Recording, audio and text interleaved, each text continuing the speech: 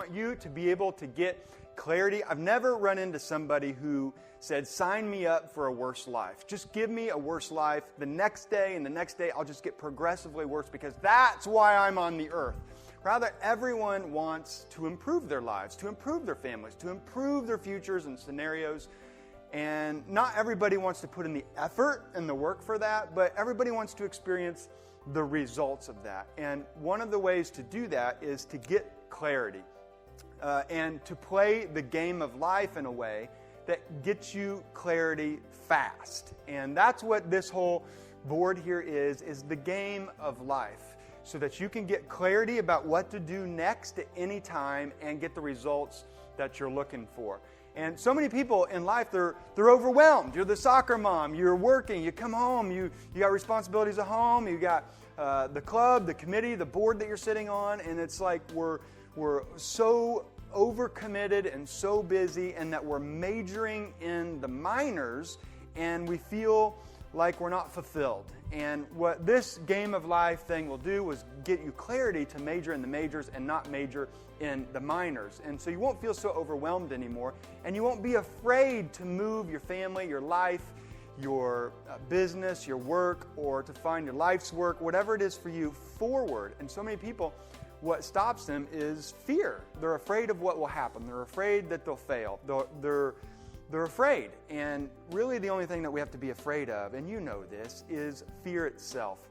I remember hearing somebody talk about they're a runner in town and they ran this certain route, and every time they got to this block, there was this dog that came out and started barking at him like crazy, and he would skedaddle and run.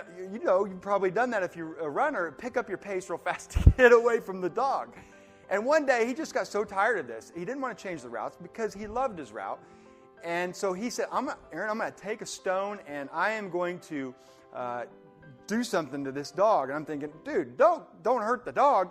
But he was who he was. And on his route, he was running, and sure enough, roar, roar, roar, roar, roar, and he stopped for the first time instead of skedaddling and turned around to face his fear, and the dog got all the way up to him and didn't have teeth. And the moral of that is, how many things are we afraid of that are just barking but don't have teeth? It's not going to hurt us. We just have never stepped outside of our comfort zone to make that happen. And so what I want to do is break this down for you so it doesn't feel overwhelming. It doesn't feel like you have to be afraid of it. And because there's only 8 major areas of your life. And once we begin to focus on these things, you'll be able to take your steps necessary to make it happen. So as we go through these 8 areas of life, you're going to say, okay, now I know how to get clarity for my family. Now I know how to get clarity for my purpose. I know how to make that happen, and the results will just follow. And what I'm going to ask you to do is, for each of these pizza slices, or think of this as a wheel. It's not the greatest of wheels because I made it, but it's a wheel.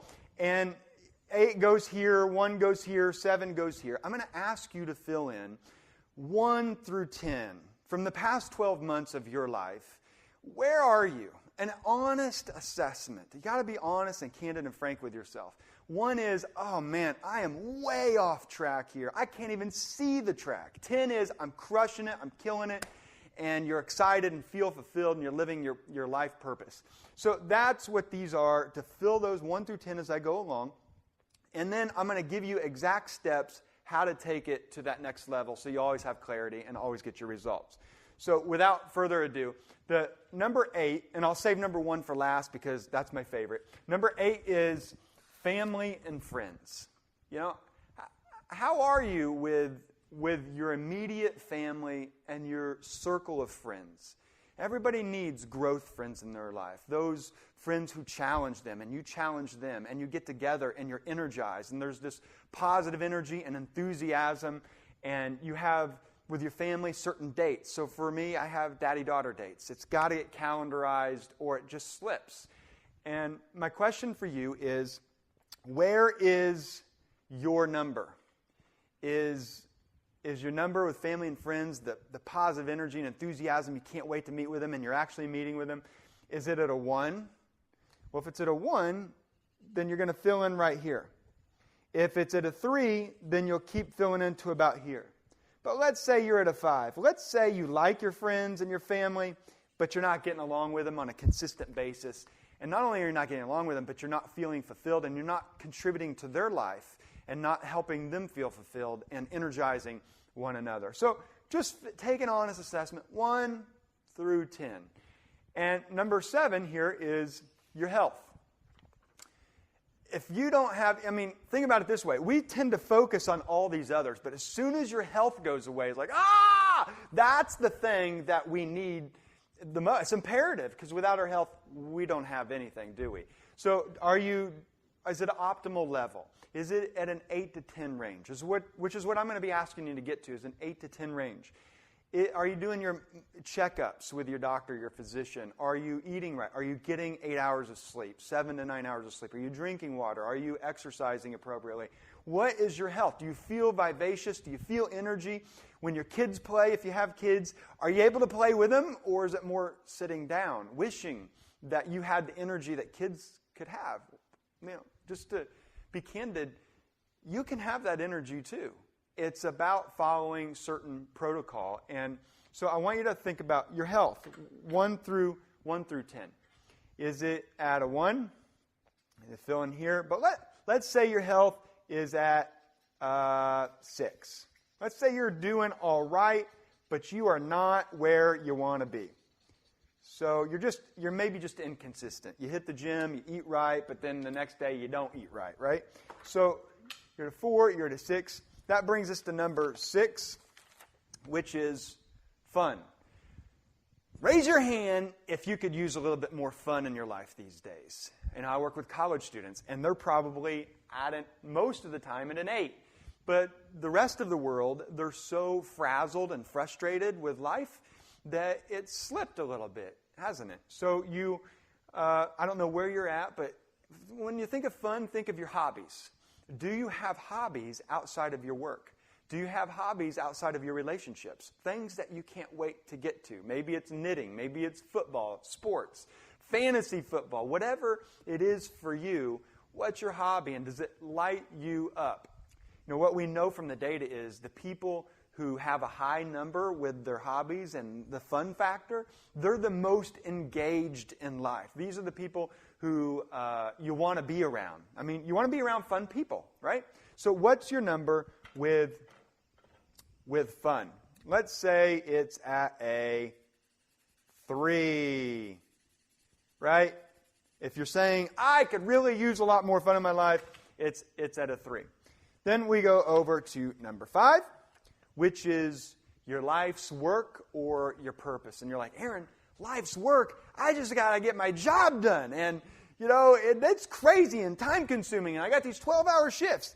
Well, you got your life's work and your purpose. That's why you're here. That's why you're on the planet. You can still go to work, and that's awesome. Do that. Support your family. Make those things happen. What's your life's work? What's your life's purpose? Have you thought about that? Or, just as a baby step, are you living every day on purpose and really feeling fulfilled, like you know exactly why you're on this earth? Just to be intentional with your life. Maybe for you that's contribution. Maybe it's Habitat for Humanity or a missions trip or helping serve in Congress. I don't know what it is for you, right? But it's your life's work. It's your purpose. I want you to think about what number you're at. Maybe some of you are at an 8. You got it. You're like, oh, baby, I know exactly what my life work is, and I'm crushing it. I come home, my family and I are talking about it. It lights us up. You can't wait to get to it. Okay, so number 4 is your finances. This is the one that I find most people don't want to talk about because they've had some conditioning with money and they don't know how to feel about it and they associate it with the devil, with evil, and you got to do a checkup here. Where are your finances at? One is you're so in debt that you're a slave to the debtor, right? And number 10 is you are financially free, you're living in abundance, you're contributing back to humanity, you're building up other people with that. So where are your finances at? Are you living the life that you want to live? You know, most of you probably somewhere, I don't want to presume, but maybe at a 6, maybe at a 7. The thing with finances is this: everybody wants more, right? So I know some of you are $20,000. You want to get to the $30,000. Some of you are at $700,000 and you want to get to $1 million. Some of you are at over $1 million and you want to get to $10 million. There's this insatiable thing for more. And that's just wired in us, part of your ambition. But are you taming it so that it doesn't get out of control? Because at the end of the day, your self-worth is not tied to your net worth. And in our society of capitalism, it's easy to think that. But listen, you are so much more valuable than your net worth. And at the same time, you don't want to be burdened, and this will set you free to do some other things, right? So you want to make sure you're at where you want to be at in life. Number 3 is your spirituality, your walk with God, your connection to that. And I know we have some people here who aren't even people of faith. So for you, what does that mean? Are you contributing to that? Are you meditating? Are you praying? For those of you who go to church, for those of you who are super involved, how much does your faith influence your decisions? You know, I meet with people from all walks of life on Thursdays, and then we have Conversations Without Boundaries, Honest Conversations Without Boundaries. It's this program that we put on for people to explore these huge, controversial, relevant, important questions that most people won't let them talk about. So we do that, but then it becomes this intellectual exercise, right? And it's like, no. How does it inform your action steps? How does it change your lifestyle and your future and how you feel? That's the idea behind the spirituality. Are your actions congruent with your beliefs? Now, I know a lot of people who are judge, and then they do some things, right? We call those, which you know. But, you know, just get your actions congruent with your beliefs, and you'll feel so much better. You'll feel like your number is going way up here. So let's say, choose red here. Let's say it's at let's bring it all the way to a 9 for you. Let's say you're doing well. You know, and one secret here in your spirituality is it's going to give you peace. And did you know peace? That's what you go for if you want happiness. Like a lot of people are going for happiness these days. And that's awesome. Everybody wants to be happy. Raise both hands if you want to be happy, and your foot. Like, everybody wants to be happy. But the way there is peace. It's like, yeah, I don't need more of that, or I'm good, and I'm fine. Everybody's like, you need to do more. You're like, no, really, I'm good. And when you're at peace, you have happiness. And a lot of that comes in here. So let's say you're at a 9.